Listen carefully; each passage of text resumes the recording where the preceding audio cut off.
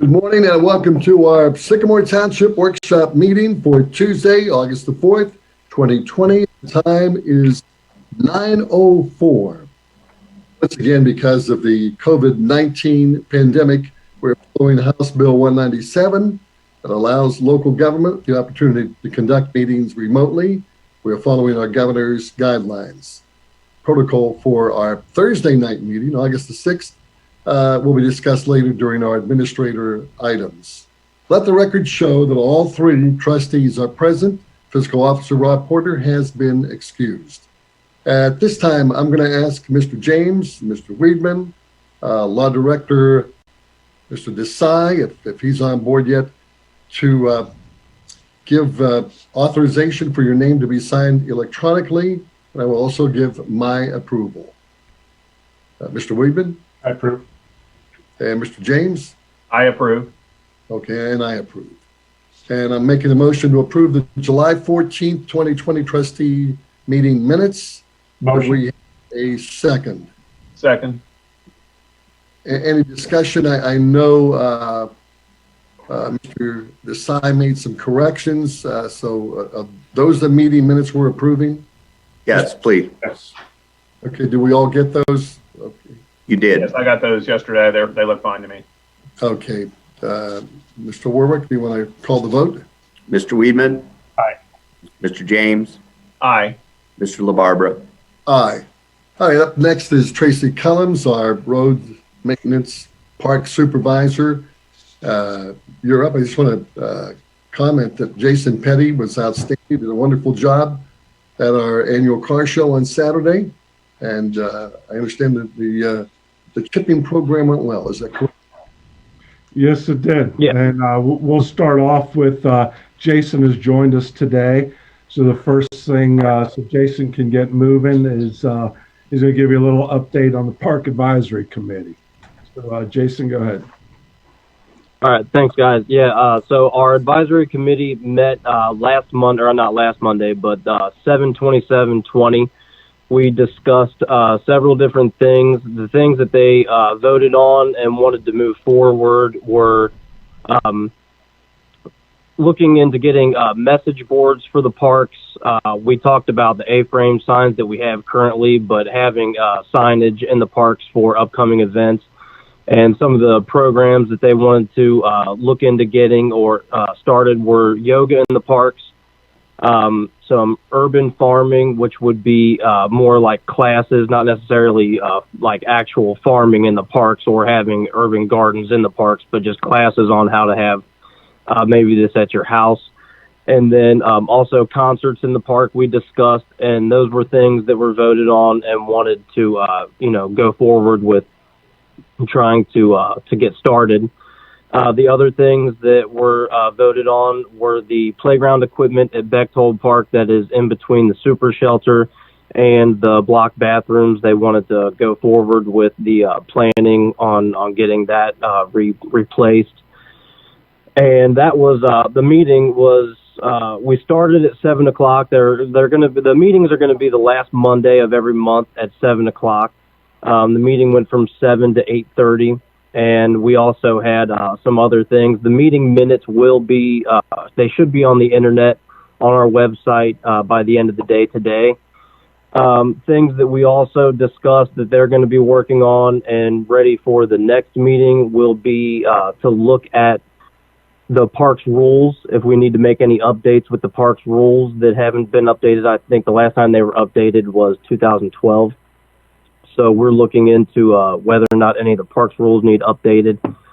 And other than that, we had the car show last weekend. The car show had 37 registered vehicles, and I am working on actually getting the two winners so that we can put the pictures up on the Facebook page and our website. So I believe that's all I have. If you guys have any questions. I don't have any questions. Any questions? Jason, I've got some photos of the winners that I think I sent to you that you might be able to use, or if you need individual photos of them, then you can certainly reach out to them for that. I had a question about one of the things the Parks Committee mentioned, because I've had a few residents mention this to me too, and that's yoga in the parks. Is that something we could get going soon? It's something a lot of other communities around us are doing, Blue Ash and Summit Park in particular, but I think also Montgomery, Sims, and others.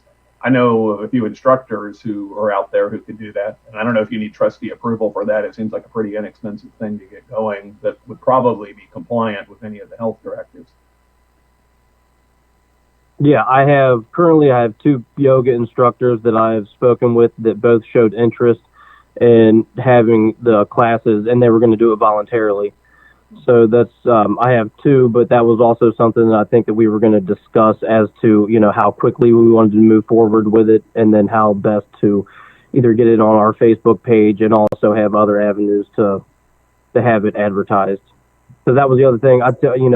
With the way that everything's going right now, I did not necessarily know how much we wanted to advertise to have a large crowd, but I think getting the details together, I think we could probably have it start as soon as we get details figured out, which park we would have it in, if it was going to rotate parks, if we were going to, several different parks in a month. I think all of that stuff, I think those were just the things that they wanted to, that was one of the things that they definitely wanted to move forward with.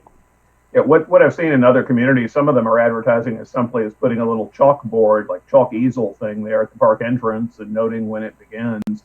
Facebook's another option too, but yeah, I would suggest if you could get that moving, I personally, at least, I'd like to see that maybe in a few places, Bob Meyer Park, Bechtold Park, and then perhaps Schuler Park up north. That way we cover most of the territory of the township too, if we're able to do it. Yeah. And great job with the car show, by the way. Thank you. I appreciate it. Jason, so you're looking at replacing the playground equipment at Bechtold Park. Are they going to select from a particular company, different companies? How are you going to go about that?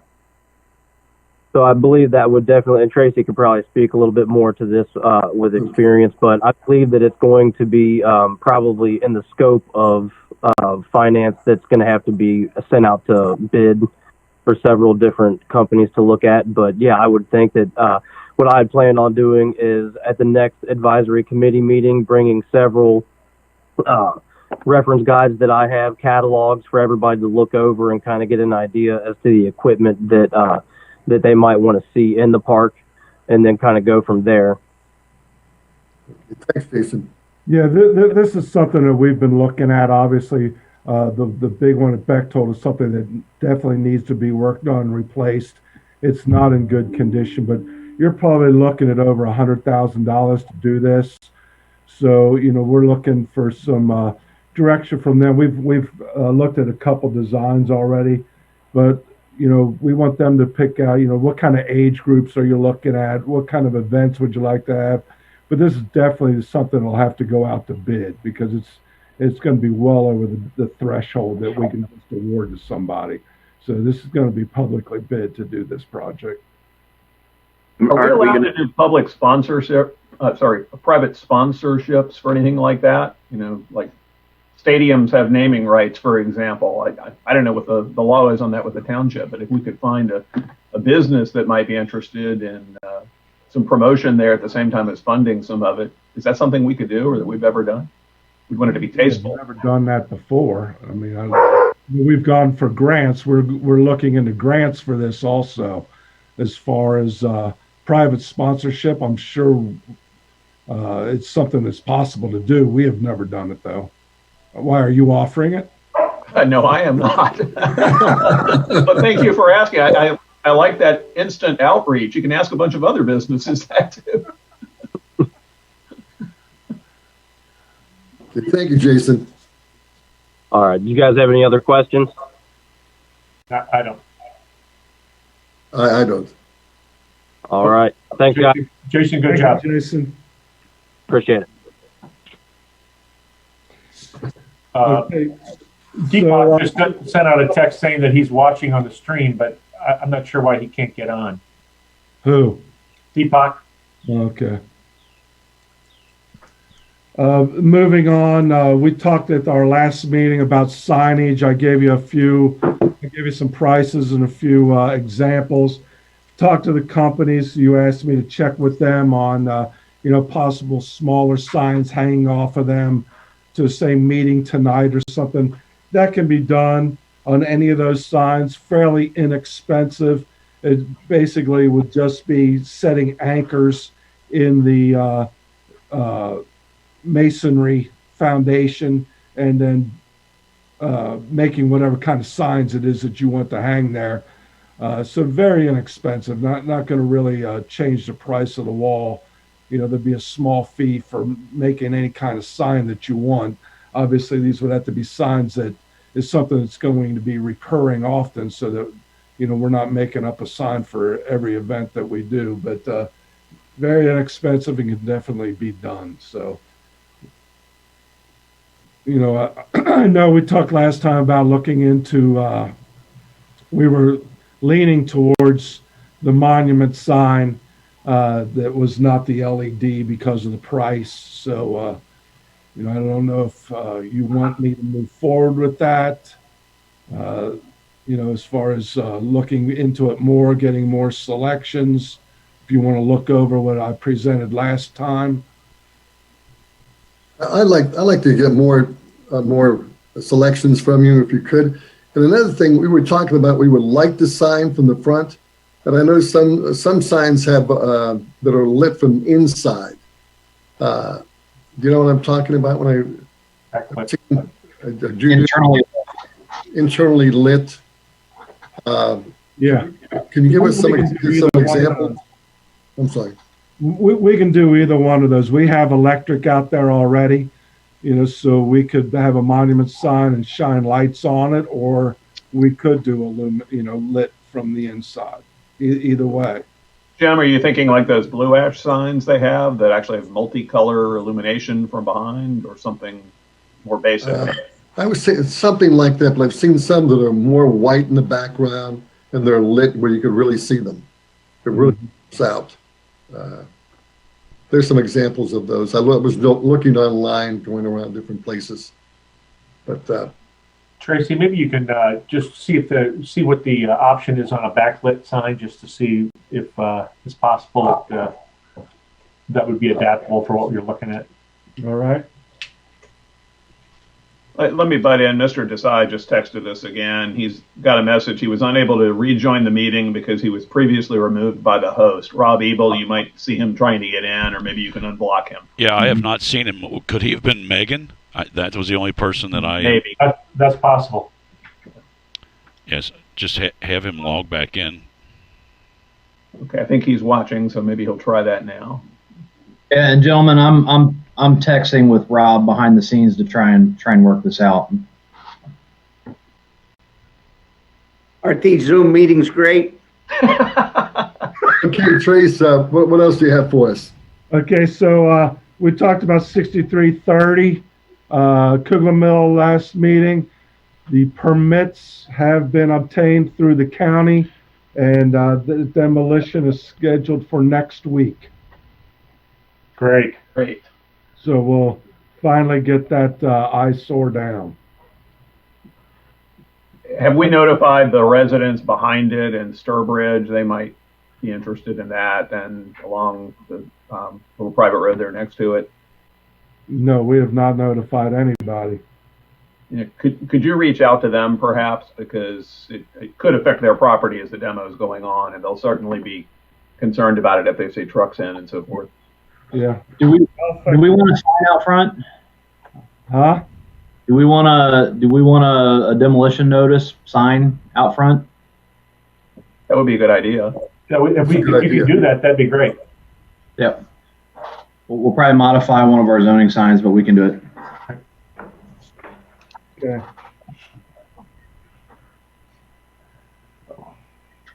Okay, moving on, our projects, the Montgomery Road Sidewalk project has been completed. If any of you have been by there, it turned out very nice. Striping is done, so that has been completed, and it's being well used. Driving down through there, you see people on it all the time already. Yeah, Tracy, great job on that, by the way. Really, I know that was as we tried to navigate across the creek at Mercedes, and that was a tough deal, but you guys did an awesome job. Thank you. Yeah, that was challenging. And we had a good contractor. Ford did a great job. Yeah, they did. So the Sycamore Road project is moving along on schedule. We're closing the last section here at the east end towards Kenwood Road starting August 10th. That'll be next Monday to do the final leg of that. The maintenance facility, if you notice if you've been by, structure's up, salt dome has been completed, so it's moving along well also. Other than that, we now have curb projects going along on in Bayberry and Marlette. All those residents were notified. Is Lieutenant Tar on? No. Okay, I'll have to get a hold of him. Just want to notify him that we're probably going to allow people to park in the fire lane on Marlette when they're overnight, when their driveways are out, as long as they remain a legal distance away from a fire hydrant. So I'll get in touch with him and let him know that. But those projects are both going good. Alita's doing those projects, and they're moving along very well. So moving on, in your package, you'll see that you have 3 letters to do with the Cooper Creek project. The first one is a letter that Adam Lehman had asked about for the Hamilton County Soil and Water Conservation District, just saying that the township would cooperate. Mr. Warwick put that together, so we will sign that if you don't have any objections to that and get it out to them. The second letter, the one that you see on there now, is the letter that's going to everybody on the streets that we have approved, letting them know. Cooper Creek's put this out, letting everybody know what the benefits of them are. We also added on there that we want them to know that they are going to be responsible for the maintenance of those trees also in the right of way. We want them to understand that before it's put in. So there can be no trees put in unless these are signed by people at the house, because I know a lot of people, even though we have approved streets, a lot of people on those streets do not want trees out in the right of way. So we want to make sure that everybody that is suggested to have a tree is approving of it. And then the last page are the streets that I went out and looked at and approved, where the trees basically will not have an impact on sidewalks or wires. We've given this to them. These are the streets that consent form will be going out to. So if you don't have any problems with any of these, we'll get those guys started on this. We'll get this to Adam and move forward with this project. Tracy, so if someone is on one of those streets and they elect to have a tree put in front of their house in the right of way, they are responsible for maintenance of that tree? Yes. And so what happens 5 years down the road when they've moved, maintenance is required, and these guys and the next owner's saying, look, it's in the right of way, that's not my tree? That's a good question. And I would refer to Mr. Desai on that. But I would not on. Is he on yet? No. No.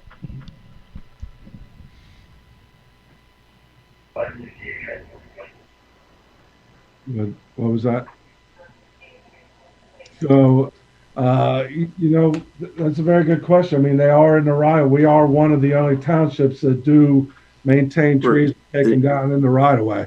That's right, because most places, Tom, the right of way, the ones in front of my house, I got to maintain them. Okay, and I understand that, but we do maintain them in the right of way. So that's why I'm wondering, we're going to have some that we maintain, and then in this case, we may potentially have some that we don't maintain. And where do we draw the line when we put it in with the understanding that it was going to be maintained by the homeowner. And 5 years later, the homeowner sold his property, and the next guy's saying, look, hey, you maintain everybody else's, why aren't you maintaining mine? Just an issue that we might want to think about. Yep. It's a good point. Thanks for going out and identifying those streets, taking the time to do that. Sure. The only other thing I have is a purchase order in front of you. Well, Tracy, I think we better have a motion. Tom, are you okay to have a motion so we can move forward with this, understanding the? Yeah. Okay. Sure. I'm just trying to raise the issue because I think we're eventually going to have that issue somewhere down the pike. Right. So can we get a motion? I'll make a motion. I'll second. So that motion is to move forward with the Cooper Creek Collaborative Yes. tree program. Yes. And Want to take a roll? Mr. Weedman, Aye. Mr. James, Aye. Mr. LaBarbera. Aye. Hey, Rob. Yes. I got a text that says that Deepak is actually Megan. We bounced him off. Yes. Okay. We didn't know that Deepak is Megan. Okay. His secret identity? I hope he's not dressed that way. That's more than I need to know, quite frankly. Yeah, that's a little too much information. Sorry, Deepak, we shouldn't have made those jokes. So the only other thing I have is a PO for La Force, and this is to install the Salto Security system, which we have on all our buildings, on the maintenance building in the back. This was not included in the project itself because you can't do proprietary when you're going out for a public bid. So we held this out on purpose so that once the building was up, we could hire them to put the system in to match the system that we have. And it's in the amount of $21,160.97. That's not only for the building, but it's for the gates. This will be a gated lot so that the general public cannot get back around the equipment, the salt dome, and the gas pumps. I'll make a motion to approve the PO for the security system on the new building. I'll second. Mr. Warwick? Mr. Weedman, Aye. Mr. James, Aye. Mr. LaBarbera. Aye. Trace, is that it? That's all I have unless you gentlemen have any questions. Any questions? Nope. Discussion? There's- Tom? Nope. Lieutenant Mike Char is up next, but I don't believe he's on. Is he online? Jim, he just logged in. He just got on. His audio is coming up. All right. Can you hear us, Mike? Yeah, sorry about that. Well, you're on. Timing. Live from my kitchen. Do you have anything to report today? We're remaining with the limited response with COVID. It seems to be going well. We haven't had any instances internally with the patrol division. So I don't really have an update on when that will go back to the full response. I think obviously that's kind of out of our control at this point. Lieutenant, anything else to report? No, just getting settled in. I sent my cell number to Mr. Warwick, so he can share it with whoever needs it. I'm here and just getting used to things. Thanks for the warm welcome. Thanks a lot. Thank you. I didn't know if you had heard me before. I just wanted to thank you for reaching out to our resident, Katie, over there on Silvercrest with your email. No problem. Thanks, Lieutenant. Thank you. We're going to move on with Chief Rob Penny with the EMS Fire Report. What do you have for us, Rob? Good morning, gentlemen. Couple things. Last meeting, I had mentioned, based off of the reports that we get from Hamilton County, that Brookwood Retirement had like 20-something cases of the COVID. And I spoke with them after the meeting, and apparently they were not updating Hamilton County on their cases. And these cases were going back into early April, and they had never taken them off as being an expired case. So the update now is they basically have no cases in Brookwood, and the ones that did have it have been out of the 14-day. They've been cured, and they seem to be handling things pretty well up there. So Any problems with anybody there, Chief? no, no more there than anywhere else. I mean, we're still getting the runs. Last night we had 2 high fever runs. We've got about 10 confirmed cases that we've transported in July, and they're still out there. It's still coming. Right now we've got 26 cases that are home quarantined, and that's going back just 14 days. So they are active cases at this point. And then in the last 14 days, we've had 7 cases that have been released from it. So it's an ongoing thing. I do know that listening to the governor and the radio this morning, it sounds like the mandatory mask and the social distancing and kind of doing what everybody's doing as we are with the Zoom, the cases have somewhat fallen off in the last 10 days. So it seems like what everybody's doing is working, and we're declining rather than increasing on cases. So that's a good sign. So hopefully we keep the momentum up, and we can get this thing under control. Chief, on the 20 cases at Brookwood, I mean, we're talking about all compromised people. Are you saying that they all got through that without any problem? We don't get the reports on whether or not, they lived through it or didn't live through it. Basically, all we get is that they're an active case, and then it's an expired case. Okay. So we don't get the information on the outcome. Okay. But we have not been told by anybody that anybody has passed away from it. So I'm hoping and assuming that that's not the case, but I can't guarantee that. Since Hey, Chief, that's disturbing to me to find out that they've had that on the books for a number of weeks. And you got to wonder if that's the case with one in Sycamore Township. What about all throughout the state of Ohio, and how's that affecting the governor's numbers? I mean, it's possible. Sure is. Sure is. It's possible. I mean, we had quite a few. I mean, we get our reports from the county communications center about every 2, maybe 3 days, and it's always got increased cases. And as of yesterday's report, Brookwood showed all active cases. And then now that it's been updated, there's nothing there for the last 14 days. So you're saying it went from 20 active cases to 0? Well, they were actual cases that happened. It's just that they had it, and then they got rid of it. It went through the 14-day cycle, but they never updated the county on them being expired. And expired. We don't really know what happened to those 20 people. No, we don't. But they showed on the record week after week. They did.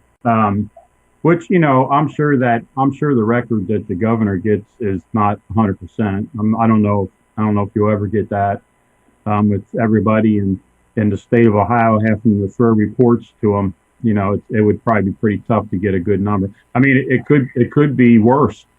There could be a lot of people sick at home that don't report nothing. So who knows? So the other thing I wanted to tell you was Mr. Weedman had got us hooked up with Hamilton County on the filters and the mask for the COVID, and we have received some of those filters in now. We're putting them to use. We're going through face masks fast. I just ordered another 2,000 face masks a week ago, and we go through them. We ordered gowns, we ordered the face mask and the gloves. We had ordered breathing treatments. We ordered we actually ordered some disposable tents that goes over the cot for a breathing treatment. So hopefully we try to avoid breathing treatments at all costs, but if the patient does need it, we can do it, but we have to pretty much encapsulate the patient so their exhalation isn't contagious to us as from the breathing treatment. So we did buy encapsulated tents to do that, and we are using the CARES Act funds to purchase this stuff. It's totally legitimate for that type of expense. So by having these filters and having the mask, this is something that can be cleaned, can be reused, and we can use it if we can use that type of mask if we get into a situation where we don't have the regular throwaway face mask. So I'm glad that those come in and we have a backup plan for if we need to cover our face. Chief, do you have have they delivered the cleaning apparatus to clean that as well? We have not. Okay, I'll check into that. Okay. The other question, Chief. Yeah. Those masks here, are those N95s or are those surgicals, or what are you? The ones we just bought? Yes. They're just surgicals. Surgicals? Okay. Yeah, just a regular blue type, we have a pretty good amount of the N95s, but we use the surgical mask unless we actually have to do a breathing treatment or something where we got a direct exposure. Okay. But the regular surgical masks work fine. They're a lot cheaper. Did you check with Nick to see what we have in supply on N95 or on surgicals? We, I believe Jerry just picked up some supplies from him last week. So I think we should be in pretty good shape on surgicals. So you might want to double check instead of us buying them. We might want to just get them from EMA. Yeah, I believe we did get some from EMA. The only reason I bought them, I got a vendor that has them in stock, and we were like down to 2 boxes, and he got them to us the next day. So I went ahead and got them because I knew we'd use them. So I went ahead and got them just so we could get them in here real quick. I kind of get cold feet when we get down to 2 boxes. Sure. So we were able to get them in relatively quickly. So that's the reason I went ahead and got those. We'll go through those pretty fast, actually. So the only other thing I have is we did have a meeting with our new medical director, and he's now on board with us. His name is Jason Lubbers. He's a ER physician down at with UC Hospital, and he does a lot of his attending at the Jewish Hospital. So a very nice guy. Whenever we get back to a point where we're meeting in person, where we can have the public there, I'll bring him in for an introduction and let you guys meet him. Good.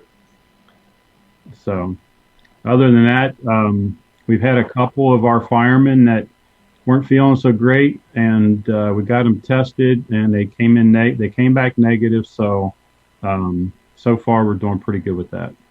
Great. Steve, thanks. Any questions? Yeah, I have one. I'm curious, and I'm not sure if you know, Chief. I noticed there's a second tent up now in the Jewish Hospital parking lot by Kenwood Town Center. Is that expanded testing or something else? They have not. They didn't even tell us they were putting a tent up there. So Doug was going to go down and check with it, but I believe it is part of their testing. I don't know if it's a second test or if it's a place for them to go if they have actual symptoms, to where they separate them from the regular testing tent. Okay. Thanks, Chief. They actually did submit a zoning application for the additional tent, and it was COVID related activity, so we went ahead and just processed that for them. The only thing that we were concerned about was being able to, with that tent up there, it blocks some of the access to that part of the building for fire equipment, and it is in the main driveway. We can still get through there, and we're going to deal with it right now because of the situation. It's more important for us to have people get tested and for them to be able to do their job than for us to be throwing curveballs at them. So we'll make it work, but we can get through there if we have to. If we have to, we can take it down. I mean, we can take the plastic off of it or the tent material off if we have to literally park under it, but I don't foresee that being a problem. But we're working. Thanks, Chief. Skylar Miller, Planning Zoning Administrator, you're up. All right. Good morning, everybody. Just a couple quick updates and then some resolutions that we can go over. I'm going to do a screen share here. Hang on.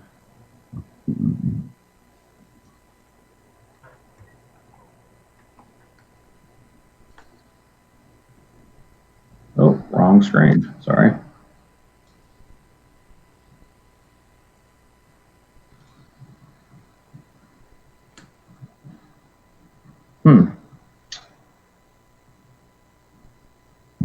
This is what you said last night. Can you guys see the table that I have up? Yeah. Oh, okay, good. Okay. All right. So I sent this information to you guys last night. I just wanted to go over it very briefly. These are preliminary stats for 2020 as compared to 2019. In the future, I plan on going back further with our historic data to try and establish some trend lines, and then also start fleshing out this data a little with a little more detail. You know, new housing builds versus remodels or accessory structures. But just as a quick status update, obviously our permitting is down this year. We're looking at about a 65% reduction. Right now we're at about 60% of what we were doing from prior years, or from 2019. Sorry. Obviously, the biggest hit that we're seeing right now is with commercial permits. Those are down, and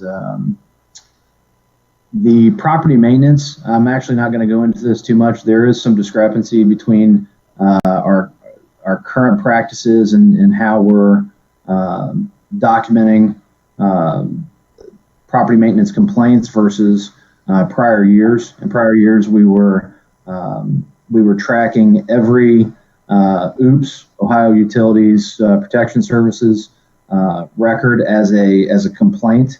We're still following up on those, but we're not logging them as complaints. So we'll have to adjust those historic numbers to match. But we are certainly keeping Kevin busy right now with his field inspections and complaints.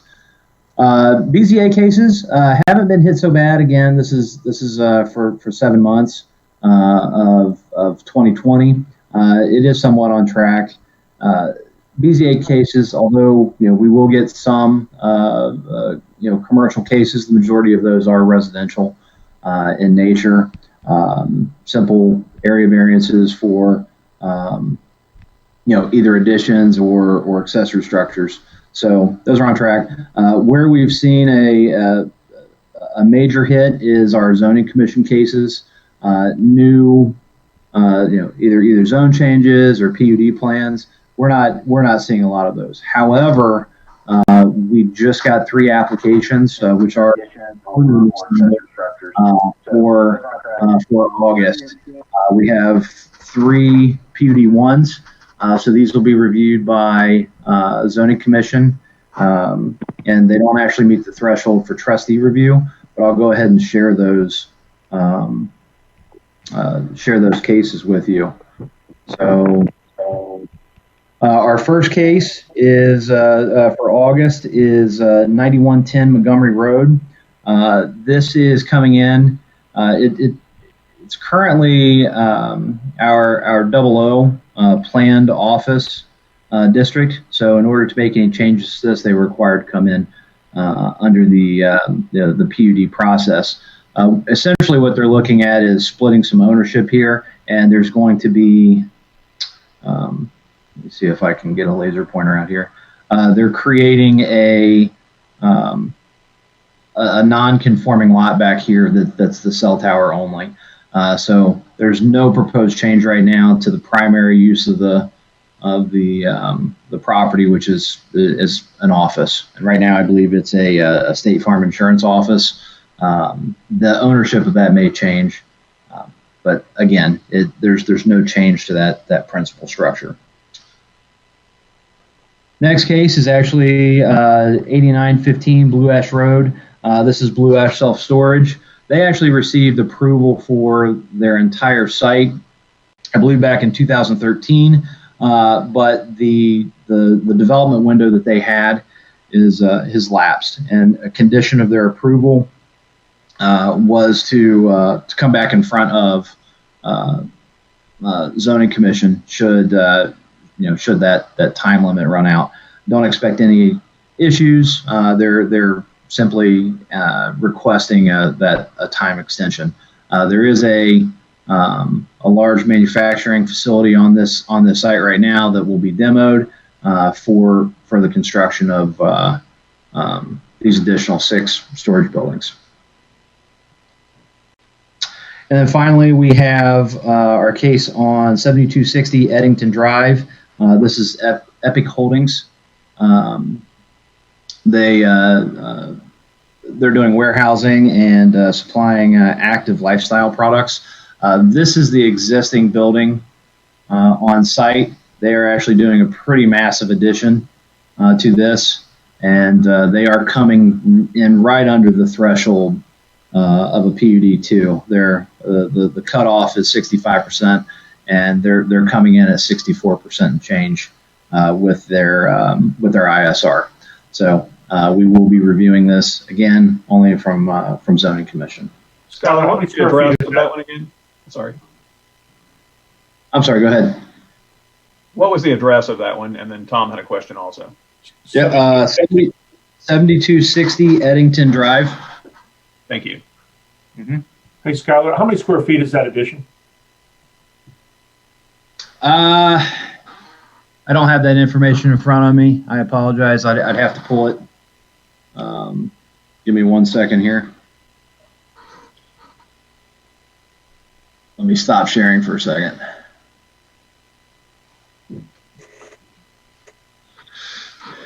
If I can figure out how to. That's right. Just send me a text. Yeah, I'll get you that information. Okay. And Rob, I guess that's a technology issue here. How do I stop sharing? You are not sharing right now. Sharing now. Oh, not. Okay. All right. I think there's some. I'm using the web browser, so I think there's some lag in buttons I click versus what you guys see. So. Sorry, by the way, I think Mr. Desai has been able to join us by phone now. Epoch, are you there? I am. There we go.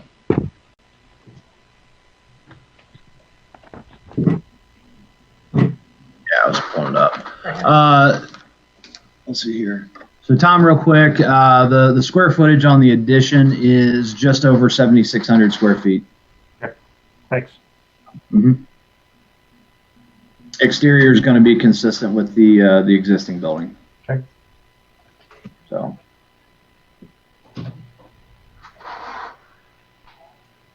All right. And I do have a couple of resolutions for you. Let's see here. Let me go ahead and reshare.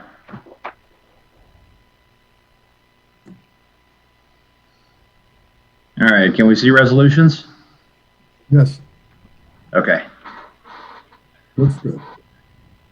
All right. First resolution is for 7225 Garden Road. This is declaring a nuisance on the property. As you can see, we have various trash and debris. This is actually an old dilapidated deck that was ripped off and left in the yard. So we're looking to again declare this property a nuisance so that these structures and the debris can be abated. The other one that I have for you is 12106 3rd Avenue. also known as 12098 3rd Avenue. There's multiple addresses on this property. Again, declaring a public nuisance, trash, debris, tall grass. And you can kind of just see all the material that's around that site. So. Okay, Skylar, why don't you take one at a time, do the first one, and then we'll do a vote on it. Okay. That first picture had a propane tank out in the backyard. That's a safety issue there. On which property, Chief? That first one, the pictures you showed on the first On one. Garden? Yeah. Yeah. There you go. Yeah. Yeah, just unsecured propane tank out in the middle of the yard. Okay, here we go. I'll quit scrolling around. So first one, resolution providing for and authorizing removal of vegetation, garbage, refuse, and other debris, and declaring nuisance for the property located at 7225 Garden Road, Sycamore Township, Ohio, 45236. Motion? Second. I do have a question as to both of these, actually, though. I assume we've warned the homeowner or property owner here and asked them to comply and so forth before moving ahead with this. Is that correct, Mr. Miller? Yes, sir. We are continually trying to. Our goal is always voluntary compliance. So we work with the residents. We try and establish dialogue. Sometimes we beg, plead, cajole to get a satisfactory resolution to this. Sometimes we have that dialogue and they just drag their feet to the point that we have to finally step in and take action. This has adverse impact to their neighbors. So at some point we have to take this next step. But we also have other cases where they literally tell us to go pound salt, so to speak. So. Bet they're not that polite. They're not, but we'll be working on one of those shortly as well. Okay. Well, thank you. Okay. Yep. Mr. Warwick, call a vote. Mr. Weedman, Aye. Mr. James, Aye. Mr. LaBarbera, Aye. Okay, next one. And Mr. James, I will say this, just for the record, if my department is bringing a resolution in front of you, it's because we feel that we have exhausted all reasonable opportunities to work this issue through some other means. Right. That's what I understood and expect, certainly. And I just think it's always nice that we should point that out to the public as we're going Yep. about this. So, Absolutely. Okay, our next one, a resolution providing for and authorizing removal of vegetation, garbage, refuse, and other debris, and declaring a nuisance for the property located at 12106 3rd Avenue, also known as 12098 3rd Avenue, Sycamore Township, Ohio, 45249. Motion? second. Mr. Warwick, any discussion? Mr. Warwick? Mr. Weedman, Aye. Mr. James, Aye. Mr. LaBarbera. Aye. Any other questions for Mr. Miller? Skylar, anything else? That's all I have for today. Thank you very much. All right, we've got a law director on board now, Mr. Desai. What do you have for us? Nothing to report, sir. Okay, that's quick. It's real quick. Our administrator is Mr. Ray Warwick. Ray? Yeah, first thing up is the Hamilton County Township Association vote for the District 2 Integrating Committee. I'm going to kick this over to Mr. Weedman.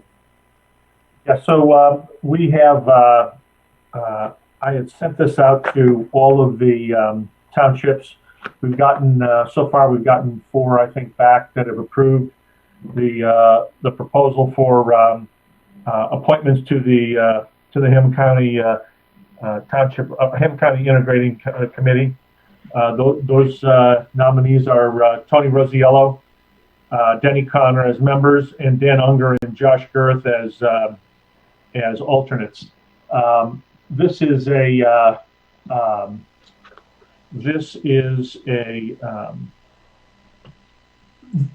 Denny Connor and Tony Rosiello, along with Dan Unger, who's been an alternate, have served for a while. We had one trustee from the west side who decided not to continue to participate on the integrating committee. So Josh Girth agreed to take the space as an alternate to Tony Rosiello, and Josh is from Anderson Township. So we just need a motion and to approve these 4 people to the integrating committee as appointments from the Hamilton County Township Association. I'll make a motion to approve. I'll second the motion. I will add, I still have some concerns about the process here. I think there's some confusion with the county as to this as well. As I mentioned in our last meeting, the Ohio Revised Code is very clear that these 2 appointments are to be made by a majority of the boards of trustees within District 2, which is Hamilton County. The county seems to think it is made by the Hamilton County Township Association, and maybe that's how it was traditionally informally done, at least. There haven't been alternatives offered, but on the other hand, I have no problem with this current slate. And as Mr. Weedman pointed out last time, it's hard to actually find people to volunteer for positions like this. So I'm appreciative of all of these candidates that they're willing to serve. I would just suggest as these terms end next time, perhaps we should be a little more organized in terms of how all the boards of trustees come together on this through HCTA or otherwise, to have a more deliberative process. Obviously, COVID-19 has thrown a monkey wrench into all of that this year, though. So, Mr. James, I can address that. Every board of trustees is voting on this exact same proposal. Like I said, I think 4 of them have already turned in their votes, and they've approved this slate. I think 2 more are doing it today, which will get us to 6, and so we'll need one additional board of trustees to approve it. So we are doing exactly what the Ohio Revised Code requires us to do, and that is to have a vote by each board of trustees to either approve or deny this slate of people to serve on the integrating committee. Yes, I agree. We're now doing that. Do we know when the integrating committee will next meet, by the way? Maybe Mr. Kellums knows that, or maybe you do, Mr. Weedman? I don't know, but Tracy, you may be able to weigh in on that.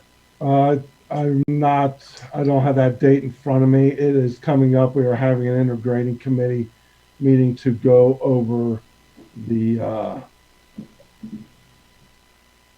let me see if I can find it real quick. We're going over this round's 20% funding round? No, 20%. It's the OPWC, the SCIP, and RLP.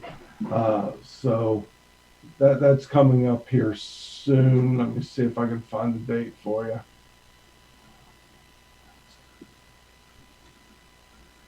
Oh, and thank you, Mr. James, for bringing this forward, because this is my 3rd year as a trustee, and I don't recall ever being asked to vote on this. Well, one of the reasons, Jim, is because we haven't voted on it in 4 years. So The 4-year term? yes, I believe it is. 4-year term. Okay. I do not have that date in front of me right now, but it is coming up, I believe, this month in August, actually, for our first meeting. If you come across that, would you please let the trustees know, just so we'll have it on our radar. But yes, it's important to get this done then, so that the 2 representatives appointed by boards of trustees of the townships have legal voting authority, because their current terms have expired. So I don't have further questions. I'm ready to move ahead then, unless others have questions. No question. Mr. James, Aye. Mr. LaBarbera, Aye.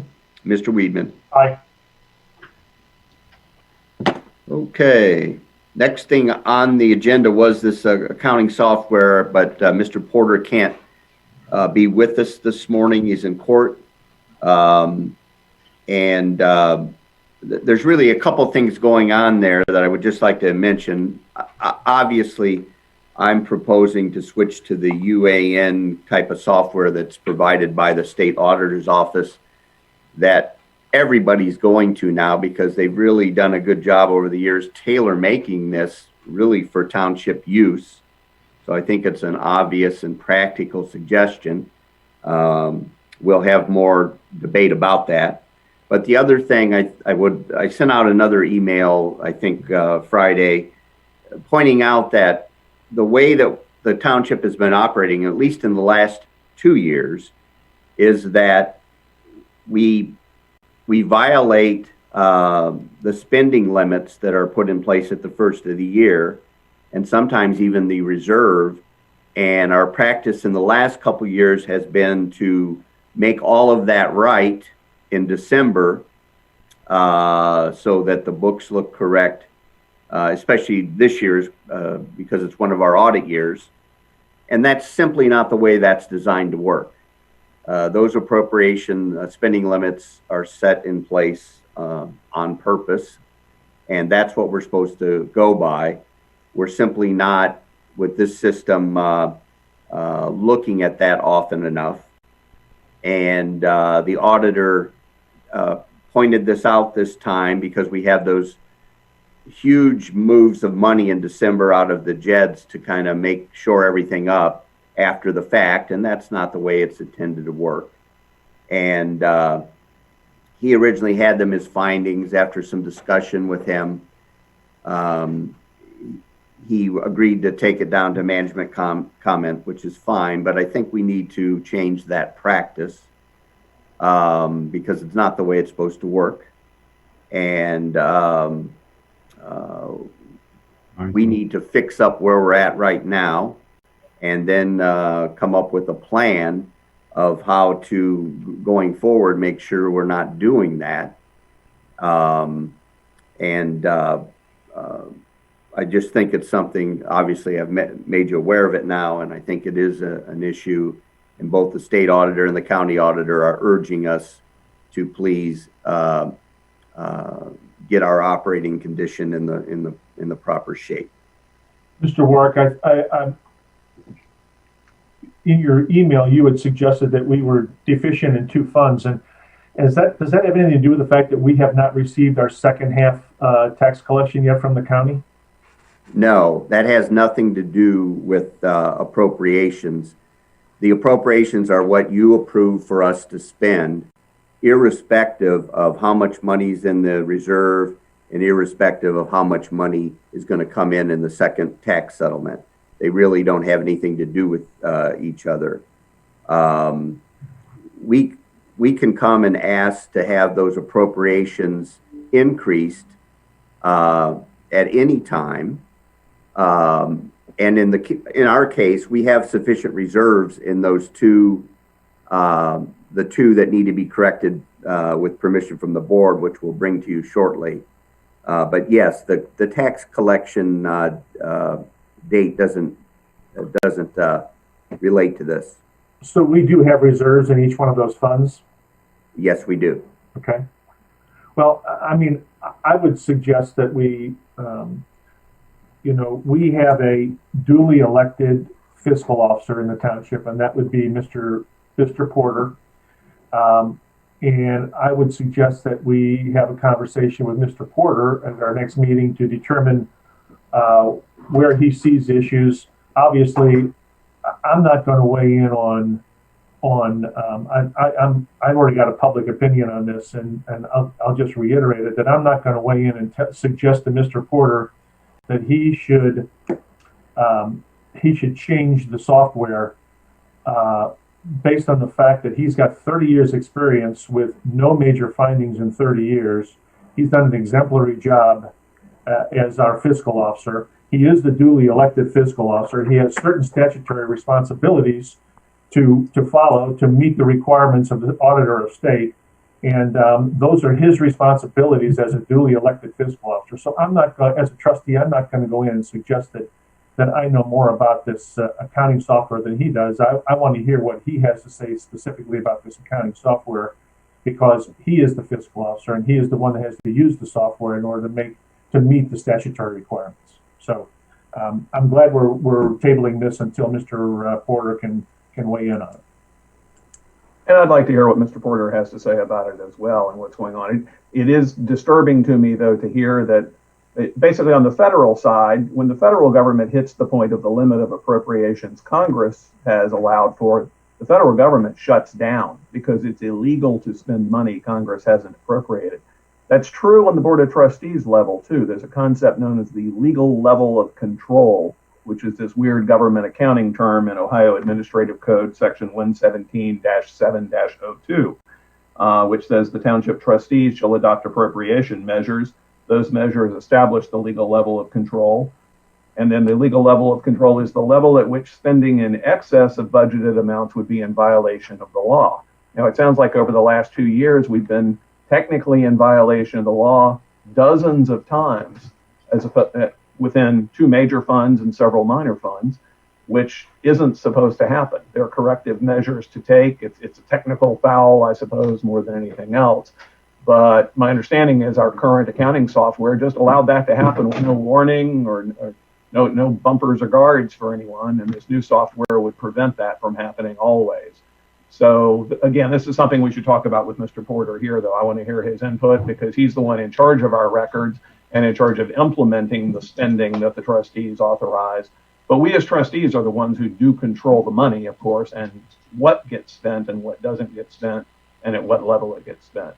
So I'm expecting we'll have that discussion this Thursday night in our meeting, and that'll be a good one.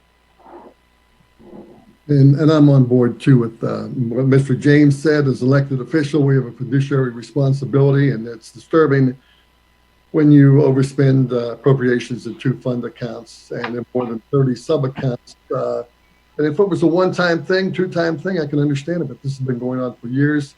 We have a chance to fix it. Let's discuss Porter at the next meeting. It's all right. Because he has to get a meter put on. Yeah, fine. If he needs it. Chief, your mic is live.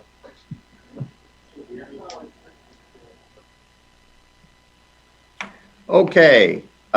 Next item is a resolution to establish a new account.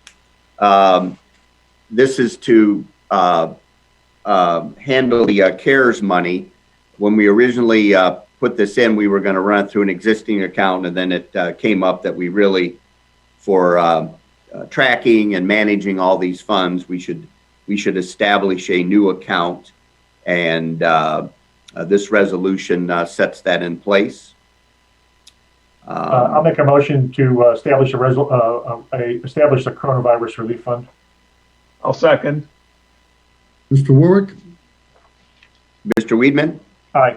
Well, hold on. We have a resolution, a written resolution to establish that fund. You do. Yeah, I'll read the title. It's up on the screen, Deepak. Yeah, and they have it in front of them on the screen. A resolution establishing the CARES Act Coronavirus Relief Fund and adopting an internal control policy, dispensing with a second reading and declaring an emergency. Motion. Second. Mr. Warwick, any discussion? First, Mr. Warwick? Mr. Weedman? Aye. Mr. James? Aye. And Mr. LaBarbera? Aye. Okay. In conjunction with this new account that you just established, we also have to, we had already done a purchase order on funds out of the account we put it in when the funds came in. So we need to void out that purchase order and issue a new purchase order that directs the funds being taken out of this new account. So the new purchase order is 8666A. That replaced PO 8666, and the amount is $266,319.42. Need a motion to approve purchase order. Second. Mr. Warwick, call the roll. Mr. Weedman? Aye. Mr. James? Aye. Mr. LaBarbera? Aye. Okay. I have one other large PO for fire operations. Purchase order 8577A. At the beginning of the year, the chief had a purchase order open for this account, and that purchase order is almost exhausted, so we're asking for a new purchase order.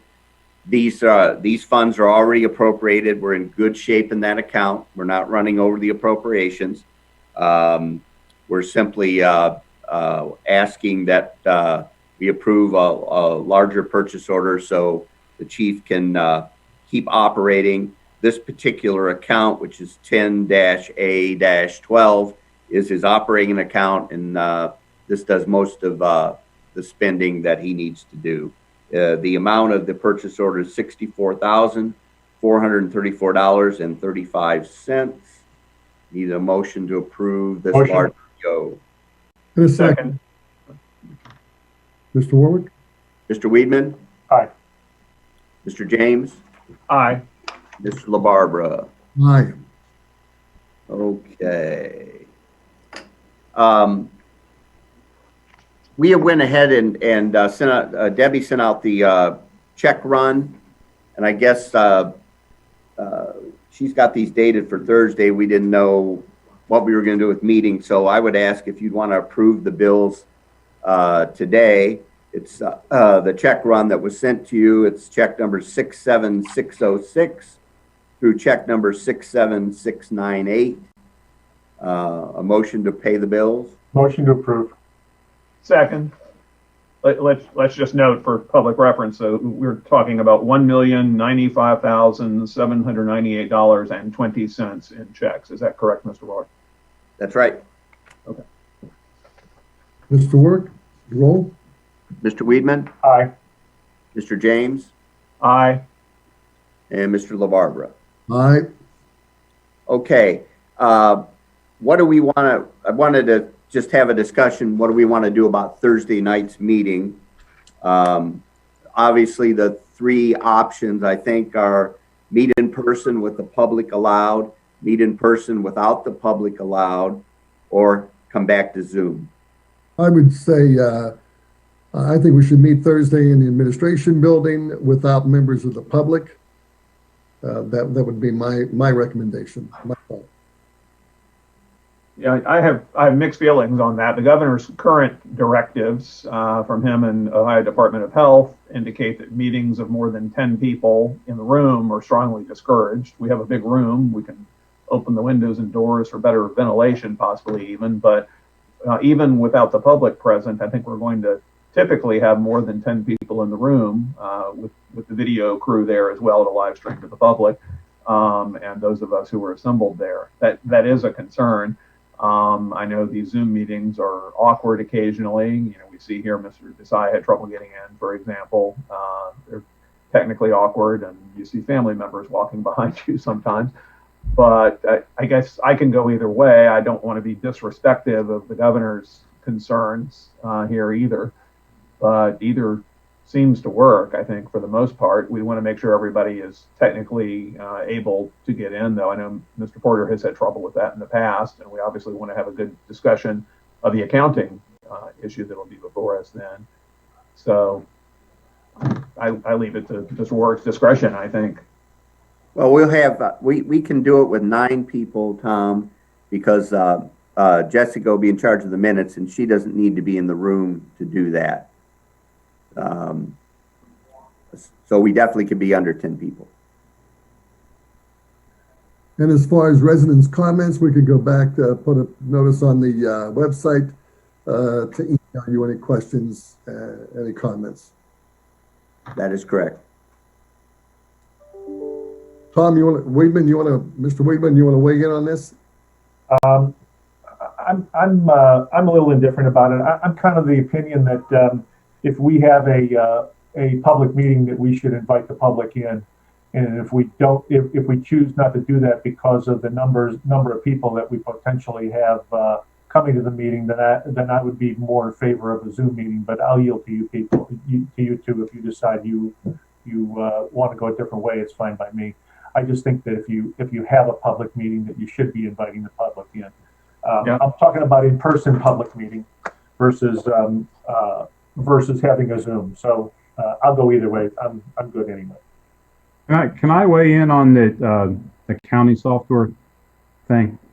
We're not really discussing that now, Chief. Well, it kind of has to do with the Thursday night meeting. It's up to you. What's it got to do with the meeting? Yeah, please. I'm just wondering if before we focus on Thursday night with Mr. Porter on this, if Mr. Warwick could have a meeting with all the department heads and Mr. Porter and bring the software into the meeting room and display it so we can kind of get a demo of it and kind of see how it operates and if it, how it works before we challenge whether we want it or not want it.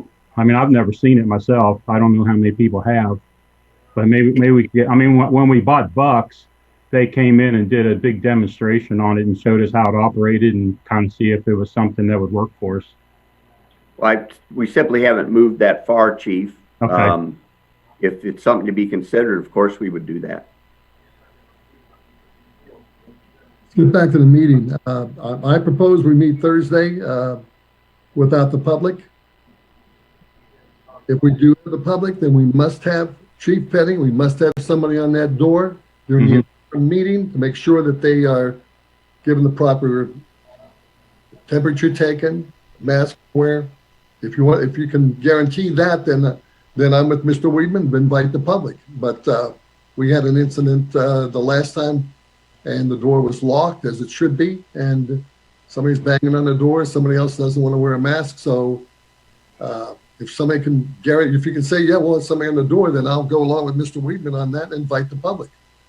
Well, we can have somebody at the door to monitor and take temperatures, but what fallback do we have on somebody saying they don't want to wear it, as we did last meeting?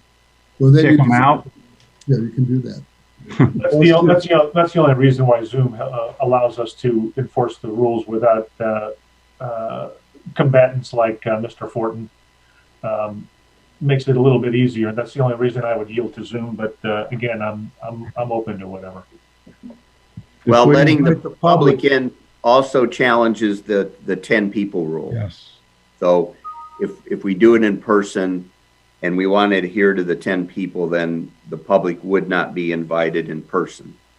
Okay. Is there a way we could do some sort of hybrid and allow live public participation without necessarily being in the room? For example, we have the lobby of the building in our room. Could we set up a video link in there, or even outside if the weather permits, and allow people to speak through that, though, in some way, or to enter the room to speak but keep everybody else out while they're not speaking? We could get creative. Yes, I can work on that with Rob Ebel to see what all can be done in that regard before we announce. I don't know that we have any tents ourselves as the township, but if we had a tent, we could set up even out front with some seating and a TV out there. Tom, excuse me, we're looking at 48 hours before a little more than 48 hours meeting. I think in the future we might think about that, but for Thursday's meeting, let's proceed without the public, and we're following the governor's rules. That was a motion? That's a motion. All right. Well, I'll second that, just noting you mean without the public physically present, but of course we will be live streaming. Yes. Exactly. Okay, Mr. Warwick? Mr. Weedman? Aye. Mr. James? Aye. Mr. LaBarbera? Aye. I have nothing further. Okay, and we have trustee items.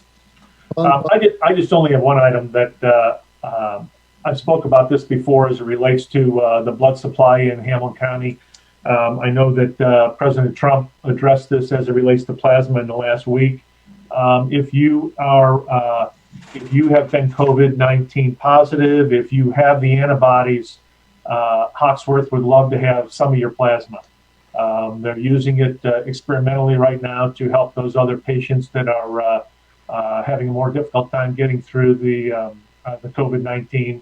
And anybody who's got that, I would send the signal out to them to participate in the plasma program at Hawksworth. That's all I have. Only thing I've got right now, just a reminder again, the census. I saw in the news this morning they're actually shortening the time frame in which the U.S. Census Bureau will be sending people out knocking on doors, and that's going to end on September 30th.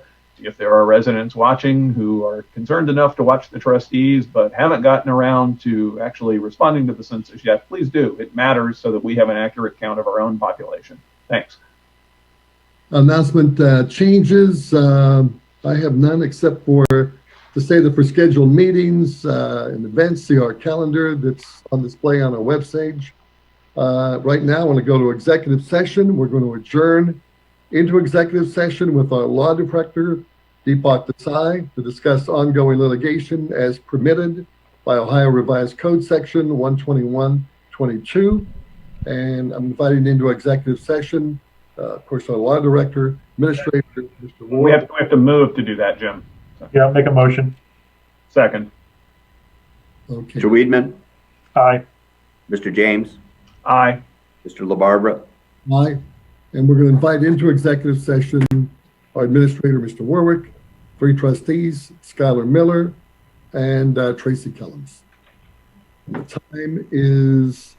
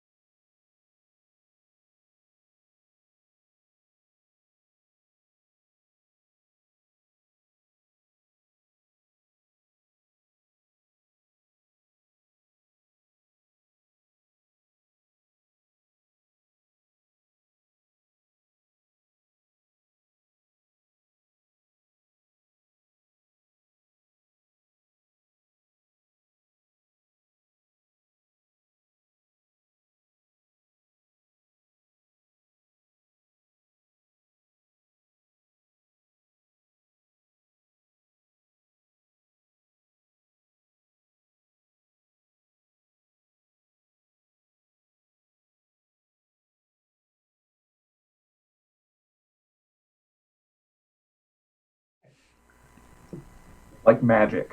Yes.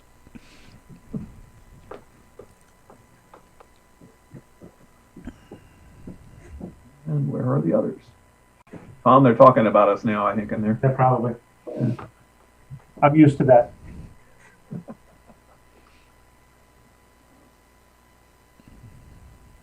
Okay, now we're in the main session. Is everybody back? Nope, still waiting. We're missing Ray and Tracy. Okay. Ray's here. Ray's Yeah. back. Hopefully Tracy's doing what I just did. Yeah, it kept, I hit it 3 times. Popped up 3 times. There he is. There he is. Okay. Okay. We are back from executive session. We're missing Deepak still. Which I don't think we need, but We don't need him. Okay. Okay. We are back from executive session. We are now in the regular session. The time is 11:36. Do we have a motion to motion to adjourn. meeting? Wait. I hold on. Do we need to move to conclude executive session? I'm sorry, I'm fuzzy on that, but no. No. There's nothing to report. Okay. Motion to adjourn. Second. For the second. All in favor? Aye. Aye. Thank you. Stay safe. Stay healthy. See ya. Tom James, before you Yeah. leave, the date of that meeting's August 21st. Thank you. All right.